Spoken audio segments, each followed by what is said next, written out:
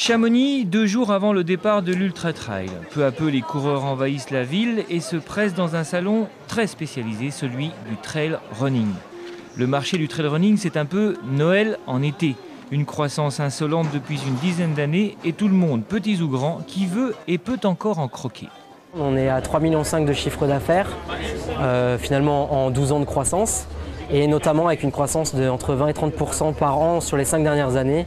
Donc de quoi avoir des belles perspectives devant nous et on continue en tant que spécialiste de la discipline, donc c'est ce qui fait la différence aujourd'hui.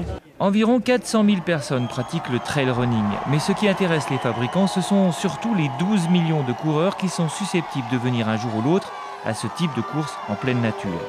Les marques phares l'ont bien compris depuis longtemps, elles développent des stratégies propres à ce marché de niche. Chez Salomon par exemple, on mise sur des équipes de coureurs partout sur la planète. Actuellement, on a 13 teams dans des pays différents. Globalement, chaque team est composé de une dizaine de personnes. Et c'est des gens qui sont là pour véhiculer l'image de Salomon sur les compétitions, c'est sûr, mais aussi pour développer les produits. Et il nous faut des athlètes qui nous remontent des infos partout. Quelqu'un qui est à Moab, aux États-Unis, dans le désert, il a besoin d'une chaussure qui va respirer et il n'a pas le même besoin que quelqu'un qui va courir en Italie sur quelque chose d'hyper escarpé.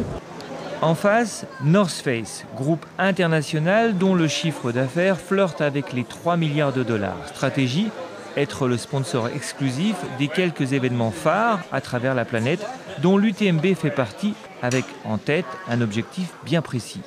Aujourd'hui, le trail running, dans l'esprit North Face et dans les activités North Face, encore une fois, qui sont l'escalade, le ski et le trail running, ça n'est que 5% aujourd'hui.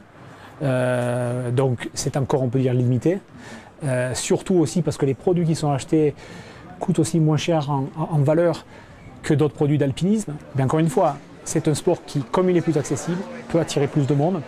Et donc nous, on envisage que ce 5% faut facilement doubler dans les années à venir.